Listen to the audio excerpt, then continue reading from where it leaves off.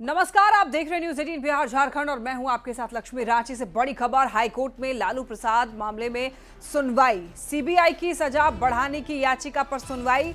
दुमका कोषागार से अवैध निकासी का यह मामला, इस मामले में 3.5 साल की सजा मिली है। प्रार्थी की अपील को कोर्ट ने स्वीकार किया। लालू प्रसाद की अपील के साथ इसकी भी सुनवाई। लालू प्रसाद की ओर से दाखिल एक क्रिमिनल अपील, 6 दोषियों को 3.5 साल की सजा मिली। 6 आरोपियों में से 3 को हो चुकी है मौत, 3 की मौत हो चुकी है। और लालू प्रसाद के वकील प्रभात कुमार ने दरअसल इस बारे में जानकारी दी है। तो दुमका कोषागार से जुड़ा हुआ ये मामला है। इस मामले में 3.5 साल की सजा सुनाई गई है। आपको बताते चलें, सीबीआई की सजा बढ़ाने की याचिका पर सुनवाई हुई है। हाईकोर्ट में लालू प्रसाद मामले में सुनवाई हुई है। दुमका कोषागार से अवैध निकासी का ये मामला है और इस मामले में 3.5 साल की सजा मिली है। ज्यादा जानकारी के लिए न्यूज 18 संवाददाता संजय सिन्हा हमारे साथ जुड़ रहे हैं। संजय, देखिए, अवैध निकासी का मामला दुमका कोषागार से, एक बार पूरी जानकारी दीजिए। हाईकोर्ट की तरफ से क्या कुछ सुनवाई हुई है? देखिए, झारखंड हाईकोर्ट दाखिल की गई है। सीबीआई की ओर से मांग की गई है कि दुमका से जो कोषागार से जो अवैध निकासी हुई है, उस मामले में लालू प्रसाद को जो 3.5 साल की सजा दी है उससे और बढ़ाया जाए। तो सजा बढ़ाने की याचिका दाखिल की है सीबीआई की ओर से, उस पर सुनवाई। तो सुनवाई के दौरान जो प्रार्थी यानी लालू प्रसाद के अधिवक्ता ने जो आपको याचिका दाखिल की गई है उसमें उससे स्वीकार। अब कोर्ट ने कहा कि इस मामले की जो अगली सुनवाई होगी, मतलब लालू प्रसाद की ओर से जो पूर्व में जो क्रिमिनल रिट फाइल है, अब उस सीबीआई की ओर से जो सीबीआई की ओर से याचिका दाखिल सजा बढ़ाने को लेकर, दोनों को अब एक साथ मिलाकर सुनवाई होगी। यानी सजा बढ़ाने को लेकर और लालू प्रसाद की ओर से क्रिमिनल रिट जो फाइल है, जो आपको जो राहत देने की मांग की गई है, दोनों को अब मिलाकर सुनवाई होगी। जाहिर है कि अब चाहे तो लालू प्रसाद दुमका वाले मामले में अगली सुनवाई में चाहे तो बरी होंगे दुमका वाले मामले में, या फिर अगर उन्हें सजा दी जाती है तो लालू प्रसाद की उस समय में क्या उम्र रहती है उसके अनुसार उसका फैसला आएगा। तो कुल मिला के समझिए कि दुमका वाले मामले में कुल 5 मामले हैं चारा घोटाला मामले में, जिसमें सभी में लालू प्रसाद को जमानत मिल चुकी है। लालू प्रसाद इस समय जेल से बाहर है और आप उन्हें देखते भी हैं, कार्यक्रमों में देखते भी हैं। लेकिन दुमका वाले मामले में जो सीबीआई की ओर से सजा बढ़ाने को लेकर याचिका दाखिल है, कोर्ट ने कहा है कि जब अगली सुनवाई होगी तो लालू प्रसाद की ओर से जो क्रिमिनल रिट है उसमें उसको भी टैग कर दिया जाए, क्योंकि दोनों मामलों की सुनवाई अब एक साथ होगी। अब चाहे इस मामले में लालू प्रसाद को राहत मिले या फिर सजा मिले, लेकिन उस समय स्थिति लालू प्रसाद की उम्र क्या रहती है उसको देखते हुए कोर्ट का फैसला आएगा। जी बिल्कुल संजय, और अगली सुनवाई कब तक हो सकती है? साथ ही देखिए, 6 आरोपियों में से 3 की तो मौत हो चुकी है। इस मामले में 6 आरोपी हैं, जिसमें 3 की मौत हो चुकी है और जो 3 बचे से झारखंड हाईकोर्ट में जो है क्रिमिनल रिट दाखिल है। सीबीआई कोर्ट से भी जो सजा बढ़ाने को लेकर जो याचिका दाखिल है, तो ऐसे में अब कोर्ट ने कहा कि अलग अलग नहीं, दोनों की मामले की सुनवाई एक साथ होगी। जाहिर है कि देखिए, ये लंबा पुराना मामला है, 90 के दशक का मामला है। जाहिर है कि सभी जो दोषी हैं जिन्हें सजा मिल चुकी है उनकी उम्र भी हो चुकी है। तो ऐसे में जब इन्हें चाहे तो अगर इनके खिलाफ जो एविडेंस का मामला है जो भी है, चूंकि कोर्ट की ओर से लगातार जो कहा जा रहा है कि 3.5 साल की सजा चूंकि वर्तमान में जो मिली है, और जो सीबीआई की ओर से कहा जा रहा है कि नहीं सजा को और बढ़ाया जाए, तो ऐसे में कोर्ट जो दोनों पक्षों को सुनने के बाद अब इसमें आगे क्या फैसला होता है ये देखने, क्योंकि सजा 3.5 साल की है वो लगभग पूरी हो गई है। तभी देखिए, आज जो जितनी भी सजा लालू प्रसाद को मिली है 5 मामले में, तो आधे से ज्यादा सभी सजा लालू प्रसाद पूरी कर चुके हैं, तभी उनको जमानत मिली है। तो ऐसे में शायद लालू प्रसाद सुनवाई के बाद। चलिए ठीक है, बहुत धन्यवाद आपका इन तमाम जानकारियों के लिए संजय। और अब खबर दिल्ली से, जहां पर मुख्यमंत्री हेमंत सोरेन से झारखंड बीजेपी अध्यक्ष बाबूलाल मरांडी ने मुलाकात की है। बाबूलाल मरांडी ने जेएमएम सुप्रीमो और सीएम हेमंत सोरेन के पिता शिबू सोरेन के स्वास्थ्य की जानकारी ली। बाबूलाल मरांडी ने यह कहा कि वो गुरुजी के जल्द स्वस्थ होने की कामना करते हैं। तो आपको बता दें कि इन दिनों शिबू सोरेन की तबीयत खराब थी, उनको अस्पताल में भर्ती कराया गया था। रूटीन चेकअप की भी उनको ज़रूरत होती है और इसी को लेकर दरअसल सभी लोग दुआ कर रहे थे कि वो बहुत जल्द स्वस्थ हो जाएं। बाबूलाल मरांडी ने भी ये कहा है कि वो गुरुजी के जल्द स्वस्थ होने की कामना करते हैं।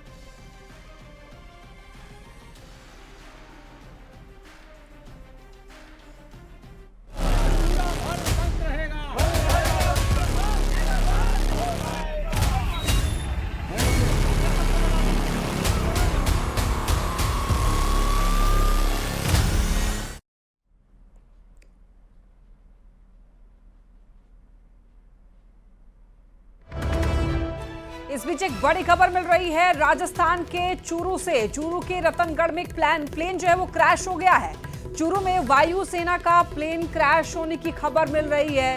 एक बहुत बड़ी दुर्घटना और दुखद खबर भी कह सकते हैं। चूरू के रतनगढ़ में प्लेन क्रैश होने की खबर मिल रही है और बताया जा रहा है कि वायुसेना का वो प्लेन था जो कि क्रैश कर गया है। तो देखिए, इससे पहले कुछ दिन पहले हमने देखा था यात्रियों से भरा हुआ एयर इंडिया का फ्लाइट क्रैश हुआ था। उससे कितनी ज्यादा क्षति हुई थी, लगभग सभी यात्री जो थे उनकी जान चली गई थी। लेकिन अब देखना होगा कि यहाँ पर अभी क्या फिलहाल सामने। देखिए, चूरू के रतनगढ़ में प्लेन क्रैश और चूरू में वायुसेना का प्लेन क्रैश हो गया है। तो राजस्थान के चूरू से ये खबर मिल रही है। रतनगढ़ का ये मामला है। रतनगढ़ में दरअसल प्लेन क्रैश हुई है। वायुसेना का प्लेन बताया जा रहा है जो कि क्रैश कर गया है। तो बहुत ही दुखद खबर मिल रही है। चूरू के रतनगढ़ से वायुसेना का प्लेन क्रैश कर गया है।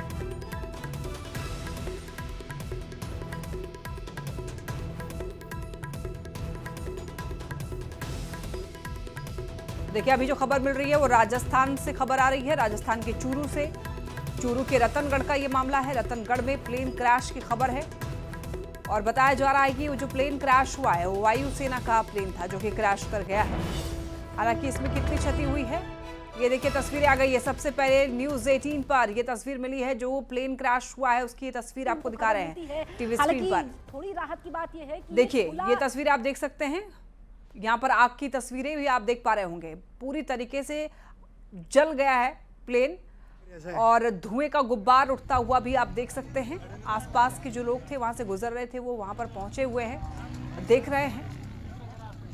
पूरी जानकारी अभी आना बाकी है, लेकिन तस्वीरें फिलहाल सबसे पहले आप देख पा रहे हैं न्यूज़ 18 नेटवर्क पर। चूरू के रतनगढ़ में प्लेन क्रैश का ये मामला, वायुसेना का ये जो प्लेन है वो बताया जा रहा है। अब वहां पर जो मौजूद लोग हैं वो आप देख सकते हैं कि अपने फोन से, अपने मोबाइल से वीडियो बना रहे हैं और बहुत जल्दी ये खबर जो है, हालांकि ये प्लेन क्रैश कैसे हुआ है, क्या टेक्निकल फॉल्ट रहा है या फिर क्या वजह रही है, वो सब जानकारी सामने आएगी। लेकिन वो जो प्लेन के जो छोटे छोटे टुकड़े हैं, इधर उधर जो बिखरे हुए टुकड़े हैं, वो भी आप देख सकते हैं। वहां पर मौजूद लोगों ने ये वीडियो बनाया है और वीडियो शेयर किया गया है। आप देख सकते हैं बहुत बड़ी ये दुर्घटना, वायुसेना का प्लेन क्रैश कर गया है और उसमें कितने लोग थे ये फिलहाल जानकारी सामने नहीं आई है। लेकिन आप देख सकते हैं ये जो आग लगी हुई तस्वीरें हैं, क्रैश के बाद की तस्वीरें अपने आप पे दिखा रही है कि ये जो हादसा है वो कितने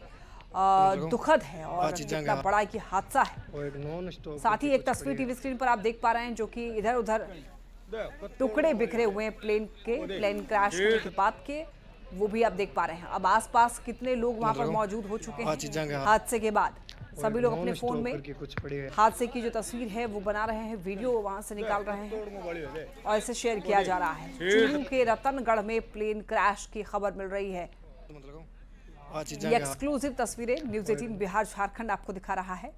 आप देख सकते हैं बहुत बड़ा हादसा हो गया है।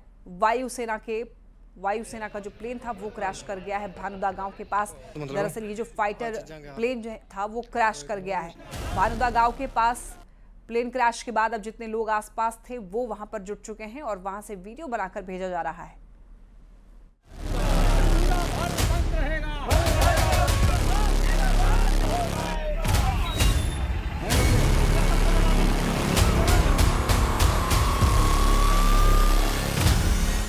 और अब बात करेंगे हम लोग ट्रेड यूनियन के हड़ताल की। ट्रेड यूनियनों के बंद, भारत बंद का झारखंड में भी आंशिक असर दिख रहा है। बंद समर्थक केंद्र सरकार पर मजदूर विरोधी, किसान विरोधी और कॉरपोरेट समर्थक नीतियों का आरोप लगाते हुए विरोध प्रदर्शन कर रहे हैं। आज की इस हड़ताल में 10 केंद्रीय ट्रेड यूनियन शामिल हैं। इसमें किसान संगठनों और ग्रामीण मजदूर यूनियनों का भी समर्थन है। केंद्र सरकार पर मजदूर विरोधी, किसान विरोधी और कॉरपोरेट समर्थक नीतियों का आरोप लगाते हुए जगह जगह विरोध प्रदर्शन हो रहे हैं। आज रांची, रामगढ़, धनबाद और बोकारो की तस्वीरें देख रहे हैं जहां ट्रेड यूनियन के सदस्यों ने प्रदर्शन किया है। तस्वीरें आप ये देखिए, रांची, रामगढ़, धनबाद, बोकारो की ये तस्वीर जहां पर श्रमिक संगठन ने प्रदर्शन किया है। शहर शहर सड़क पर श्रमिक संगठन देखने को मिला है। देखिए, देश भर में आज लेबर यूनियन से जुड़े हुए श्रमिकों की हड़ताल जारी है। रांची में आज दरभंगा हाउस के मुख्य गेट पर सीसीएल, बीसीसीएल और ईसीएल से जुड़े हुए कर्मी और श्रमिक यूनियन से जुड़े हुए लोगों ने अपनी मांगों को लेकर के प्रदर्शन किया और इस दौरान जिन कर्मियों और अधिकारियों ने इस हड़ताल को अपना समर्थन नहीं दिया, वैसे तमाम लोगों को कार्यालय में प्रवेश करने से रोका गया। प्रदर्शनकारियों की अगर माने तो इस कानून से उनके अधिकारों में कटौती होगी। उन्हें 8 घंटे के बजाय 12 घंटे काम करना पड़ेगा। रांची में सीसीएल गेट के बाहर प्रदर्शनकारियों से बात किए संवाददाता संजय कुमार सिन्हा ने। रांची में भी सीसीएल में दरभंगा हाउस के बाहर जो सीसीएल कर्मी हैं और मजदूर यूनियन के लोग हैं, बीसीसीएल और ईसीएल के भी जो मजदूर यूनियन के लोग हैं, वो बाहर लगातार प्रदर्शन कर रहे हैं। और जो वास्तव में कहा जाए कि लेबर कोड जो उसको लागू करने के खिलाफ ये प्रदर्शन है, ये क्या आप लोग मांग कर रहे हैं?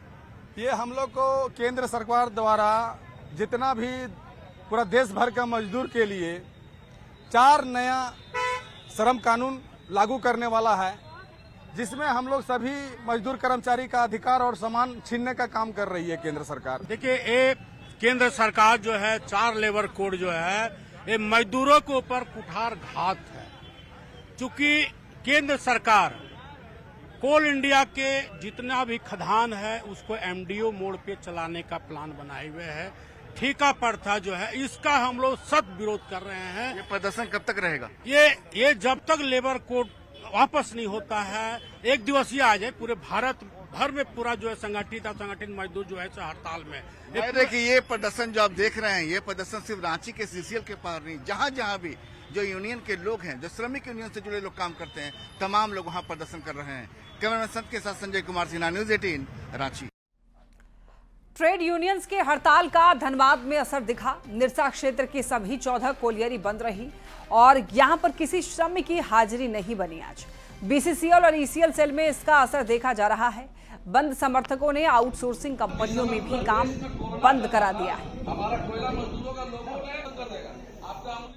पूरे देशव्यापी हड़ताल है। पूरे देश में मजदूर वर्ग के लिए जो कानून, जो लेबर कोड जो लागू किया जा रहा है, पूरा मजदूर वर्ग का भविष्य को खत्म करने के लिए, जो हमारे पूर्वजों ने 44 जो श्रम कानून बनाया था, उसको लेबर कोड के जरिए ये मोदी सरकार उसको खत्म करना चाहता है, ताकि लेबर कोड लागू हो जाए, जिससे मजदूरों का हमारा कब्जा हो जाए और वो आसानी रास्ता से प्राइवेट के रास्ते सारा पीएसयू को दे दिया जाए। जमशेदपुर में भी श्रमिक संगठनों के बंद के समर्थन में समर्थक जो हैं वो सड़क पर उतरे और सरकार के खिलाफ जमकर नारेबाजी की। इनका आरोप है कि सरकार मजदूरों के विरोध में फैसले ले रही है। हड़ताल इस सवाल पर है कि देश का सेल को बेचा जा रहा है, देश के भेल को बेचा जा रहा है, देश के रेल को बेचा जा रहा है। अगर ये सारी संपत्ति बिकेगी तो हमारा देश की हैसियत क्या रहेगा, प्रधानमंत्री की हैसियत क्या रहेगा। 12 घंटे का शेड्यूल लाने की तैयारी प्रधानमंत्री जी कर रहे हैं। हमें पूछना चाहते हैं कि 8 घंटे काम करने के बाद तो मिनिमम वेज नहीं मिल रहा है और 12 घंटे काम करा करके मजदूरों को गुलाम बनाने की तैयारी है। इसलिए इस गुलामी से बचने के लिए पूरे जमशेदपुर के मजदूर आज जुबली पार्क के गेट पर यह आह्वान कर रहे हैं कि हम अपनी ताकत का एहसास इस सरकार को कराएंगे। देश भर में श्रमिक यूनियन की हड़ताल पर बीजेपी ने सवाल उठाए हैं और ये कहा है कि हड़ताल से पहले श्रमिक यूनियन के लोगों को केंद्र सरकार के साथ बातचीत करनी चाहिए थी, लेकिन ये लोग सीधे आंदोलन और प्रदर्शन पर उतर गए। तो एक फैशन हो गया इनको, कोई भी केंद्र सरकार कानून लाती है उसमें व्यापक चर्चा करना चाहिए इनको। अगर कोई इनको आपत्तियां थी तो इनको जो राज्य के और केंद्र के अधिकारी हैं उनसे अपनी बातों को रखनी चाहिए थी, लेकिन ये तो अप्रासंगिक हो गए ना।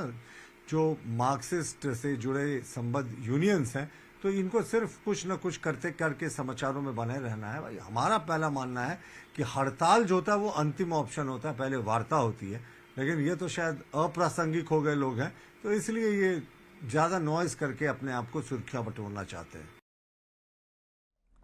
और रांची से बड़ी खबर, कल पूर्वी क्षेत्रीय परिषद की बैठक होगी और आज रांची आ रहे हैं गृह मंत्री अमित शाह। पूर्वी क्षेत्रीय परिषद की बैठक में शामिल होंगे प्रदेश के मुख्यमंत्री हेमंत सोरेन, ओडिशा के सीएम मोहन चरण मांझी भी शामिल होंगे। बिहार और बंगाल के वित्त मंत्री भी आएंगे इस बैठक में। बतौर मेजबान सीएम हेमंत खुद नजर रख रहे हैं। रांची के होटल रेडिसन ब्लू में कल एक बड़ी बैठक होगी और यही कारण है कि होटल की सुरक्षा बढ़ा दी गई है। आज शाम 7:30 बजे तक केंद्रीय गृह मंत्री अमित शाह रांची पहुंच सकते हैं और कल ये बड़ी बैठक होने वाली है और इस बैठक को लेकर के मुख्यमंत्री हेमंत सोरेन खुद भी नजर बनाए हुए हैं बतौर मेजबान। और ये जो बैठक होगी काफ़ी गंभीर हो सकती है, इसीलिए आपको बताते चलें कि इस बैठक में कौन कौन लोग शामिल होंगे। ओडिशा के सीएम मोहन चरण मांझी शामिल होंगे, बिहार और बंगाल के वित्त मंत्री भी आएंगे और बतौर मेजबान सीएम हेमंत भी खुद रहेंगे वहां पर मौजूद। गृह मंत्री अमित शाह आज शाम पहुंच रहे हैं रांची और कल ही बड़ी बैठक होने वाली है। इसको लेकर तैयारियां की जा चुकी हैं। बैठक का एजेंडा होगा नक्सलवाद के मुद्दे पर, दरअसल यहां पर चर्चा हो सकती है, अंतर्राज्यीय सहयोग पर भी मंथन होगा और भी कई बड़े मुद्दे होंगे। राज्य के रेडिसन ब्लू में कल 10 जुलाई को पूर्वी क्षेत्रीय परिषद की बैठक होने जा रही है और इस बैठक को लेकर केंद्रीय गृह मंत्री अमित शाह 2 दिवसीय दौरे पर रांची आ रहे हैं। और बता दें कि अमित शाह आज शाम जो है देर शाम जो है रांची पहुंच जाएंगे और मुख्यमंत्री हेमंत सोरेन के भी आज या कल रांची पहुंचने की संभावना जताई जा रही है। मुख्यमंत्री हेमंत सोरेन भी इस बैठक में शामिल होने वाले हैं और जाहिर है कि इस बैठक में जो पूर्व के जो राज्य हैं झारखंड, बिहार, उड़ीसा और बंगाल, सभी राज्यों के जो सीएम हैं या फिर उनके प्रतिनिधि इसमें शामिल होंगे। आप बता दें कि रेडिसन ब्लू में सुरक्षा जो है बेहद बढ़ा दी गई है। देख सकते हैं कि यहाँ पर जो रेडिसन ब्लू में आने का जो रास्ता है उस रास्ते को पूरी तरह बंद कर दिया गया है। मतलब कि जिन्हें पास है, अलाउ है, वही इस मार्ग से गुजर सकते हैं। लगातार जो है यहाँ पर देखिए सुरक्षा को लेकर के जो है लगातार यहाँ पर जायजा लिया जा रहा है। ये बैठक झारखंड के लिए अहम इसलिए है कि इस बैठक के जरिए जो पूर्व के 4 राज्य हैं वो अपनी मांग पत्र जो है वो केंद्रीय गृह मंत्री को सौंपेंगे। झारखंड के लिहाज से बात करें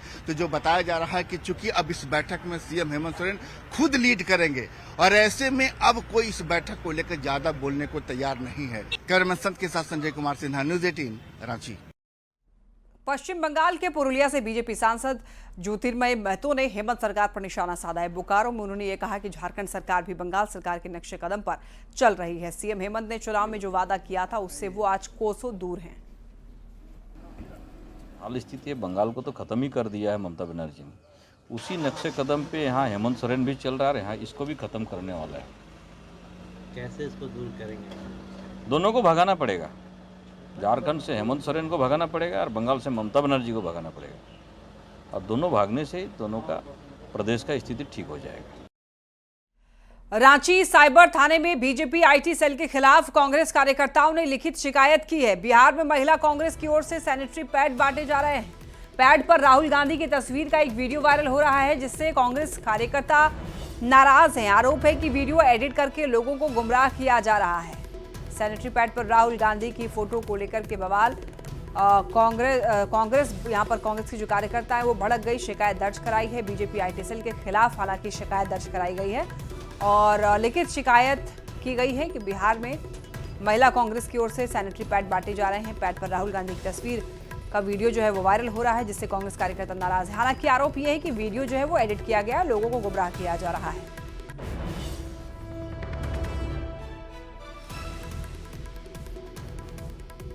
तो देखिए ये जो पैड की तस्वीर है वो आप देख सकते हैं। ये सैनिटरी पैड महिलाओं को बिहार में दरअसल 5 लाख महिलाओं को बांटे जा रहे हैं और इस पैड में राहुल गांधी की तस्वीर लगी हुई है। इसको लेकर काफी ज्यादा बवाल मचा राहुल गांधी की तस्वीर को लेकर के।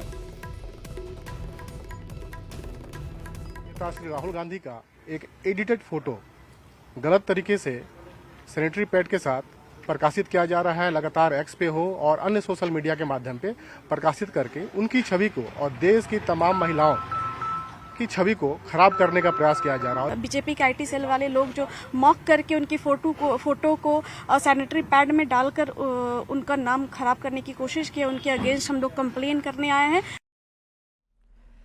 गिरिडीह के बराकर नदी पुल पर एक बार फिर से बड़ा हादसा टल गया। तेज रफ्तार पिकअप बाइक सवार को बचाने के चक्कर में रेलिंग से टकरा गया। पुल का रेलिंग टूट गया लेकिन पिकअप पुल पर ही वहां पर खड़ा है। कुछ दिन पहले ही इसी पुल से 18 चक्का ट्रेलर रेलिंग तोड़ते हुए नदी में गिरा था। उसके बाद आज फिर से ये घटना घटित हुई है। हालांकि बाल बच गया है एक बड़ा हादसा होते होते। मोटरसाइकिल आ रहा था, जो लेडीज बैठी थी उसको बचाने चक्कर में गाड़ी मेरा स्लिप कर गया, ब्रेक मारते मारते में पलट गया गाड़ी। क्या माल लौट था इसमें? कुछ नहीं, खाली था माल। कहाँ से आ रही थी? गिरिडीह से आ रहे थे। खबर बोकारो से, जहां पर गोमिया के लटखूंटा बस्ती में बोरिंग से पानी के साथ अचानक से आग की तेज लपटें निकलने लग गई, जिसके बाद इलाके में अफरा तफरी मच गई। फायर ब्रिगेड की टीम को बुलाया गया। लाख कोशिशों के बाद भी फायर ब्रिगेड की टीम इस आग पर काबू नहीं पा सकी। अभी ओएनजीसी के एक्सपर्ट को बुलाया गया है। प्रशासन ने फिलहाल सुरक्षा कारणों से पूरे क्षेत्र को घेर लिया है। लोगों से प्रभावित इलाके में नहीं जाने की अपील की जा रही है। मीथेन गैस के कारण आग लगने की आशंका जताई जा रही है। और गढ़वा से एक बड़ी खबर, रांची रंका इलाके में, माफ कीजिएगा, जंगली हाथियों का आतंक देखने को मिल रहा है। भौरी गांव में महिला को हाथियों ने मार डाला है। 7 दिन में 4 लोगों की हाथियों ने जान ली। हाथियों से दहशत में रंका इलाके के लोग हैं। वन विभाग से हाथियों को भगाने की मांग की जा रही है। तो रंका इलाके का ये मामला है, जंगली हाथियों का आतंक देखने को मिल रहा है। भौरी गांव में महिला को हाथियों ने मार डाला है। और आपको बता दें कि 7 दिन में 4 लोगों की हाथियों ने जान ले ली है। हाथियों से दहशत में है रंका के लोग, और अब वन विभाग से हाथियों को वहां से भगाने की मांग की जा रही है। जहां पर रिहायशी इलाके हैं, जहां पर लोग रह रहे हैं, वहां पर हाथी आते हैं, उत्पात मचाते हैं, नुकसान पहुंचाते हैं। कहना चाहिए तुरंत सब स्टाफ पहुंचे और मुआवजा के रूप में 50,000 रुपये नगद रेंज अफसर के द्वारा दिया गया और 3.5 लाख रुपया मुआवजा जब पूर्ण रूप से कागज पूर्ण हो जाएगा तो दिया जाएगा। और इसी के साथ इस बुलेटिन में इतना ही। खबरें लगातार जारी है, आप देखते रहिए न्यूज़ 18 बिहार झारखंड।